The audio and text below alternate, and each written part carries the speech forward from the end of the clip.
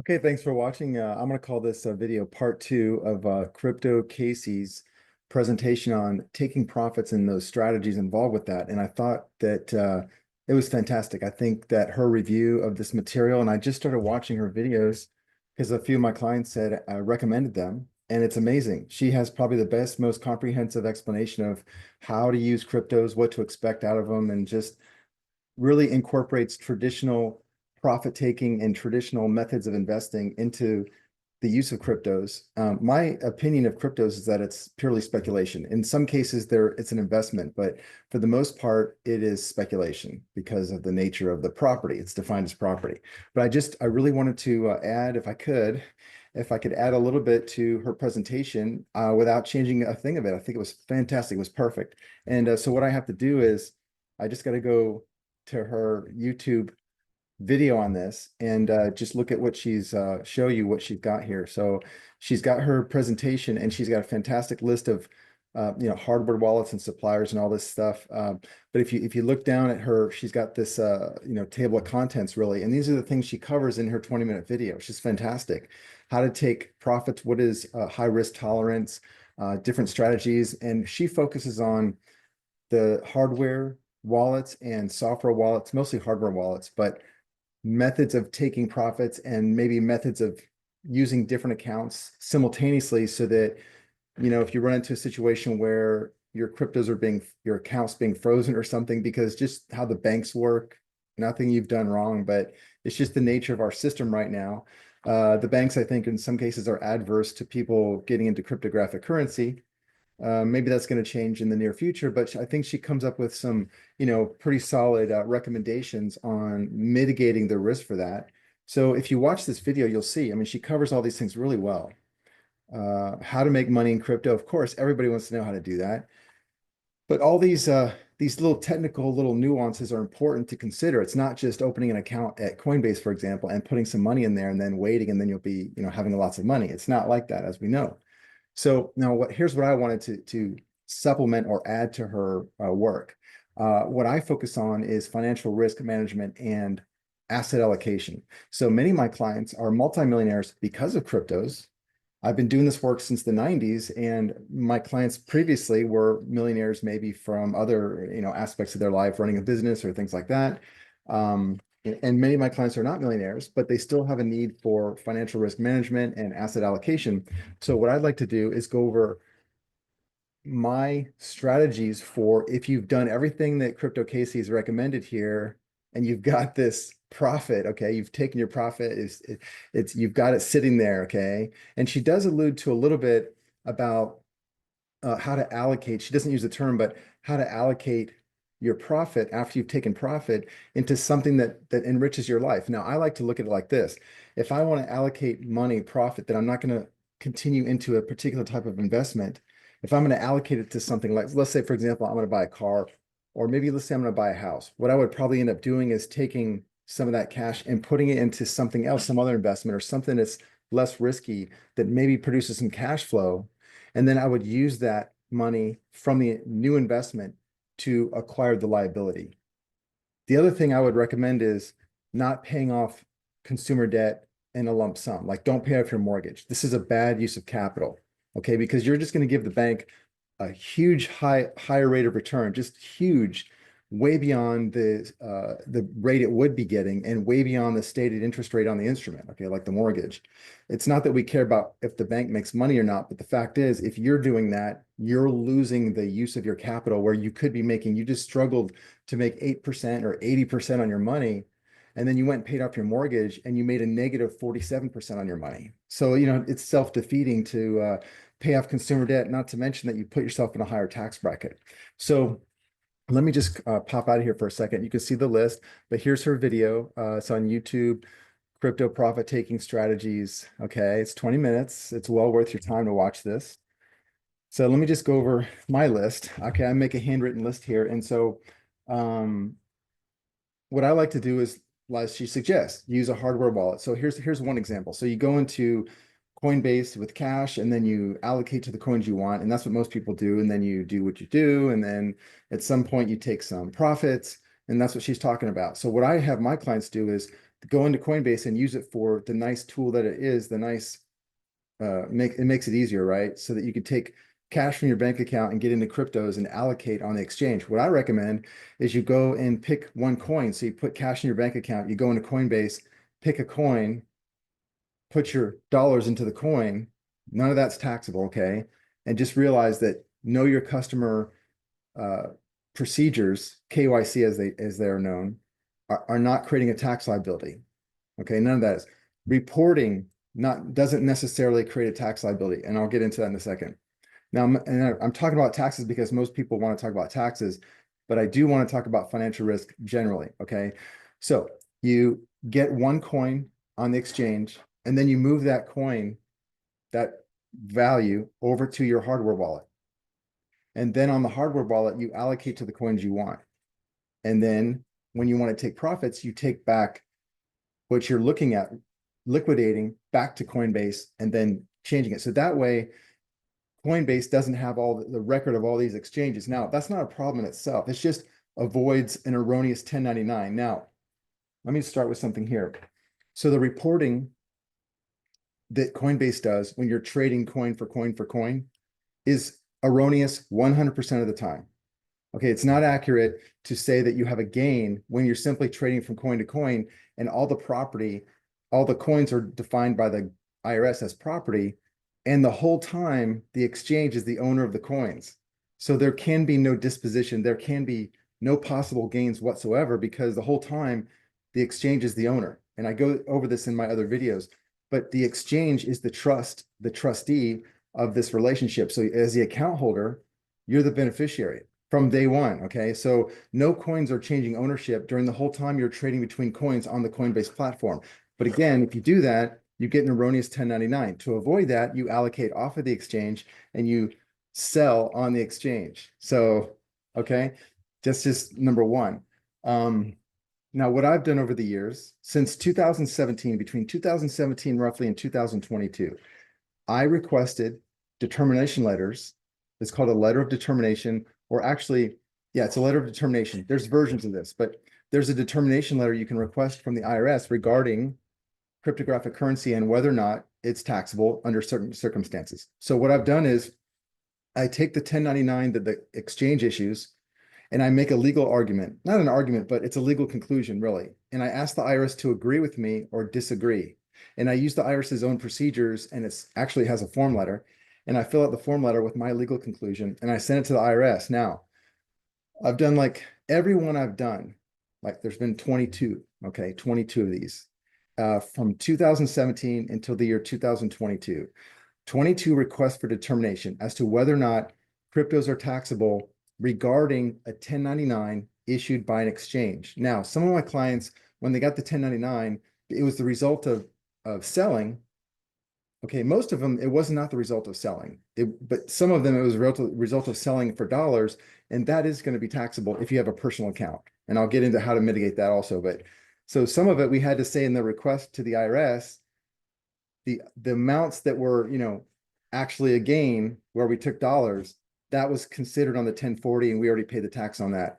But with regard to the 1099 and there was no sale of the property, okay, there was no tax consequence. And so in every single case, the IRS agreed. And they're very cryptic. The last letter we got was something like, I sent a 6-page request with a 2-page legal memorandum, and the IRS writes back and says, take no further action, meaning, okay, we don't care. So what that means is we're excluding the 1099 from Coinbase because it's erroneous. We're excluding it from the 1090, we're excluding it from the 1040, okay? And so the IRS is not gonna send you a letter and say you underreported, okay? That's what we're getting to, okay? Now, to be a little technical, this whole thing about taxes on the exchange with cryptos comes down to a thing called backup withholding. So the way I interact with the IRS is I'm requesting a determination that the 1099 does not create a backup withholding obligation for the exchange or for the IRS. And I've always been correct. The IRS has always agreed with me. And so what I'm telling you here is what the IRS agrees with. I'm not just making things up and crossing my fingers and this sort of thing, okay?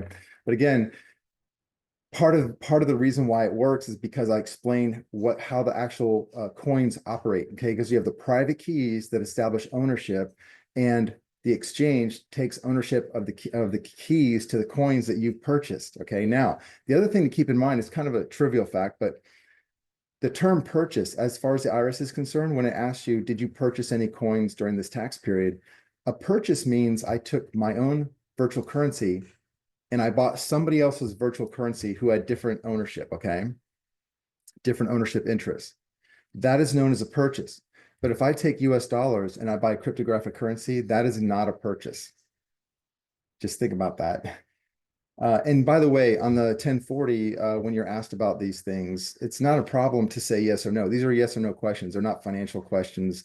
And it doesn't create a tax liability to tell the truth, okay? KYC doesn't create a tax liability. What creates a tax liability is erroneous reporting and filing a return erroneously, okay? That's it. The IRS only operates on a tax return and a report of income to someone who's filed a tax return. That's the only thing that happens, okay? Now, let's see. So here's what I do. So what I'm telling you right now has to do with personal use of the exchange accounts at, let's say, Coinbase, Kraken, Uphold, all these places, okay? What you can do is get a different tax treatment. So for most people that are using these, you've filed 1040s before. So if you're filing 1040s, you're going to get a 1099. Either you have to deal with it, you have to get the IRS to say, okay, that 1099 is, you don't have to include it, or you have to include it and then explain it back so it's not taxable incorrectly. Okay, so it gets more complicated. The way you can avoid all this drama is if you use what I call a pass-through. Okay, now there's a certain way to use a limited liability company. You cannot do this with a C Corp. I don't recommend doing this with a trust. It's much more effective to do this with a limited liability company that's registered in one of the states. And I have my preferences. I discourage people from using California, Texas, Illinois, Tennessee, Kentucky, right? The reason being is that those states, look, for lack of a better way to explain it, harass people using LLCs generally. So I like to use states like Colorado, New Mexico, Florida, Georgia, Utah, Alabama. There's, Wyoming's a good state, not even Nevada. Nevada is a different creature.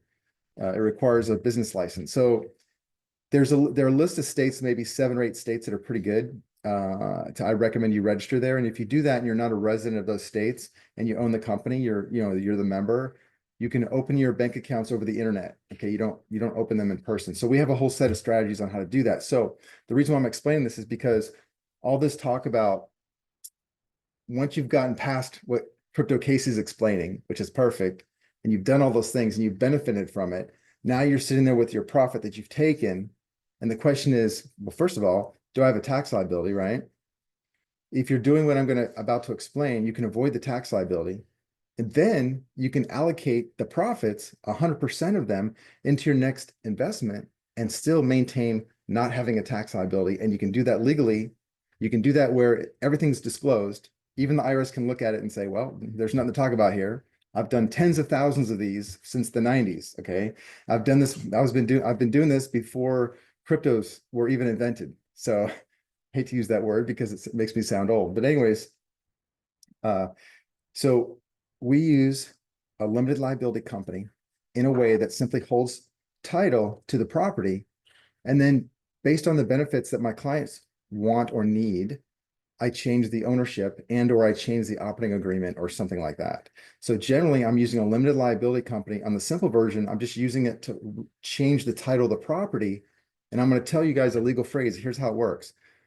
Let's say you have personal ownership in cryptos on an exchange and you want to use these methods. Okay, so what you do is you set up another account with a limited liability company in the way I describe here, and you just simply move the coins from the wallet in your personal account to the wallet in your LLC account.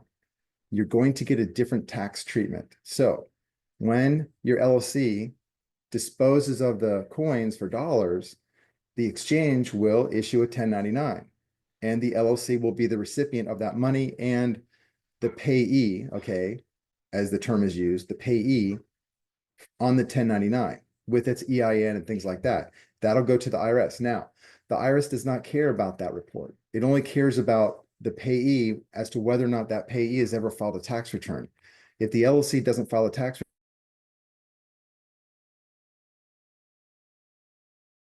return, the IRS does not care, because the months the IRS, why do you not look at this LLC because it didn't file a tax return, but it got a 1099? The answer would be something like the IRS would say, well, it's not settled funds, okay? It's unsettled funds. That's how this works. It's unsettled funds. The funds haven't reached the person who wants to benefit from them, okay? So the way I'm showing you how to use the LLC is you use it so that you're always moving the money around and the funds are not settled so that you end up with a tax liability. Now, there's an exception there because some people need some of that money or they want to take it personally. Like maybe you want to pay off your credit card bill. Okay, maybe it's a small bill or pay off your car loan or something like that. So when you take that money out of your tax deferred, this is what I'm going to say it is, tax deferred LLC, that's going to be taxable and it should be reported, even though the IRS can't see it unless there's an audit, it should be reported on your 1040 as other income, not on Schedule C, okay? So the reason why this works is because, number one, I'm retitling the property. So I'm technically not the owner. However, if there's a claim on against me personally, and I'm 100% owner of the LLC, yeah, then the creditor could reach in and touch that property, okay? Whoever the creditor is, IRS or a bank or somebody. If I'm not the 100% owner, let's say my brother is another owner, okay? We don't even know who cares what percentage, it doesn't matter. If there's two owners that are not married people, two owners on the LLC, the property in the LLC is removed from my estate and removed from the other person's estate, such that if people sue me or if I file bankruptcy, the property in the LLC is not considered. It's not part of that proceeding. It's completely isolated, right? The only time there's a legitimate claim against the company or the interest of the company is if both members and or the company have a joint liability. Like for example, both owners of the LLC signed a lease agreement, a commercial lease agreement, all right? Or filed a joint tax return for that matter, right? If we want to change that situation, guess what we do? We just add one more person to the LLC, right? Now it's three people, okay? Completely different person. When you have a group of people, it's a person, okay? It's a completely different person, as if someone from another planet just landed on the earth and has no tax liability at all, okay? That's what we're doing. So we're creating a situation where the property ownership is outside of a person's estate, and that legally avoids the tax liability, okay? You don't have you can't avoid the tax liability. You're filing a 1040. You have to consider everything you receive as, personal benefit. But the LLC itself can make millions of dollars a day, reallocate that money to other assets, and still defer the tax liability, okay, perpetually. Now, the other aspect is, like I explained before, I work in financial risk management. So one of the things that really benefits my clients is where, like I just described, you have a two-member LLC, right? What you're doing is you're sharing the property rights. When you share the property rights, a creditor can't reach into that group of those who are sharing the property rights and take the property rights of one member of the group because it adversely affects an innocent party. Now, the reason why I like LLCs and not trusts, and trusts are quite effective at this, but trusts are subject to scrutiny in the courts. And as you would imagine, lawyers can pick them apart. It doesn't even matter if they're written well, and it costs money to defend them. It's much easier to use a statutory protection that's given under the limited liability statutes, okay, which is known as charging order protection, protection against court orders from attaching your interest in the company unless there's a disbursement to yourself individually, okay? This is very, very powerful. And it even comes with a built-in penalty so that if a creditor tries to get a charging order against your interest in the company and fails to collect money, his client, the creditor, will owe taxes on the amount of money he did not collect. So it's like a double whammy. It's the most effective way to protect your money. So you have the shared property rights aspect that's giving you charging order protection, removing from your estate, okay? And then all I'm talking about here is like Crypto Casey talks about. When you take profits, you're actually disposing of the property for something that is taxable. Dollars are taxable. Virtual currency is not taxable. The disposition of virtual currency for dollars, that is taxable in dollars. If cryptocurrency, virtual currency was taxable, I could pay the tax in the currency, like in El Salvador, okay? El Salvador made Bitcoin legal tender. If the United States made Bitcoin legal tender, Bitcoin would be just like the dollar and it would be taxable. But right now, today, it's not taxable, nor is any other virtual currency, okay? So then I get into something like this. let's say you're sitting on, I'm gonna give you a small example, okay, like $1 or $2 million of dollars from the sale or disposition of cryptos that you made a bunch of money, 3, 4, 5 times your money, and now you're sitting on $1 or $2 million. What I do is I come up with a very brief one or two, maybe three types of assets or collections of assets park, but put this money, reallocate it from dollars, or the possibility of just parking it in gold, which really gold is not an investment. It's kind of a way to kind of slow down your loss to inflation. Okay, really. But you're also losing out to missed opportunity if you're just putting cash in gold for too long. Really, too long might be more than 2 or 3 years. Really, that's even kind of long. If you have a large amount of money, then putting a large amount of money, especially if it's a large part of your net worth, into gold or precious metals or even a stable coin, that is risky because you're missing opportunity. Someone else is making money with that amount and you're not. And so if you look at it in those terms, someone's competing with you and doing very well and you're not. Okay. So that's how I look at it. So is my money working for me? Am I making a return on my money? That's the question. So what do I need to do? Well, you want to reallocate it, spend it, buy something. You want to buy some assets that make money. And so how do I do that? Well, you need people. You can't just go off and do it by yourself, although you could do it, but it's more prudent to find like a business broker, okay, or someone who specializes in this area. You can use an attorney. You can have an attorney write you a contract. You can have an attorney represent you, make an offer, but just be sure that you're guiding that attorney. You don't just go to the attorney because you lack knowledge. Make sure that you're guiding the attorney and working with somebody, but you want to allocate that money into something that's making money. So here's the idea. If I take $2 million and I allocate it into something, let's say I buy a dry cleaner, a car wash, and a website business. And I buy a website business because I know it's always going to make money because it's selling pet supplies. I'm going to buy something that's low risk. I'm not going to buy something that relies on some guy in his garage making something, right? It's going to be where my suppliers, I have many types of suppliers all over the planet, and everybody wants pet supplies or everybody wants exercise gear or something like that. So I'm going to put my money there because I can look at the website business, for example, and I can look at the balance sheet for the last 18 months, excuse me, and I can see that there's a return on capital of like 18%, right? Or 5% or something that I like. And so I'm going to buy into that. Someone's already taken the risk for me, you see? And the reason why I want to look at it that way is because most of you may not have done something like this before. Now you're a new owner of $1 million. And I'm showing you that what you want to do is step into an asset, something that you can own, that you can sell later, that actually pays you money on a regular basis. That's an asset. A new house is not your asset, it's someone else's. And someone else has already taken the risk. Makes sense, right? Why should I just start a whole new website, take on unknown risks I've never experienced before, and gamble? And when the odds are way far against me for doing that, for surviving even for the first year, right? Why not buy something that's been operating for a few years that someone else took all the risk and beat down all the chances of losing, right? And you could just step in there and just kind of do what that person's been doing and then take your time to learn how it works, right? This is what I'm talking about on reallocating. So now I'm taking dead money that's just cash, right? Dollars, it's dollars, or maybe it's stable coin or precious metal or something, and I'm converting that. Let's say I don't know what 3 to 6 months. Then I'm going to shop around. Maybe I'm going to get a business broker and I'm going to say, look, I want to buy a business that is this, this, and that. He's going to qualify me. He's going to say, okay, or do you have the ability to do that?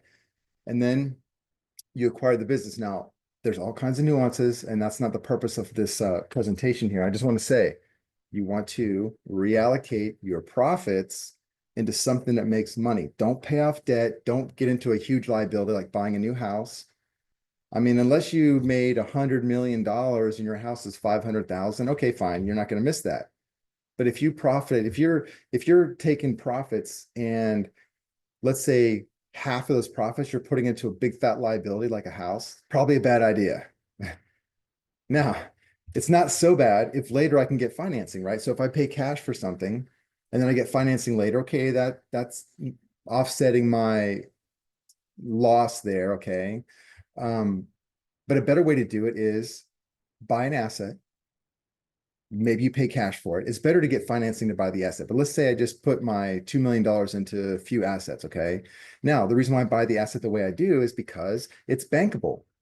It's not my brother-in-law's wish to make some sort of project, right? I'm not investing in that. I'm investing in something that's it's got accounting records and I can sell it. It's bankable, right? I can finance against it. That's the idea. So I can finance against it. So when I pay for something with my new profits, I can then have the asset that's making me money and I can then borrow my money back out. Not all of it, but I can, like, let's say take half of it back out, right?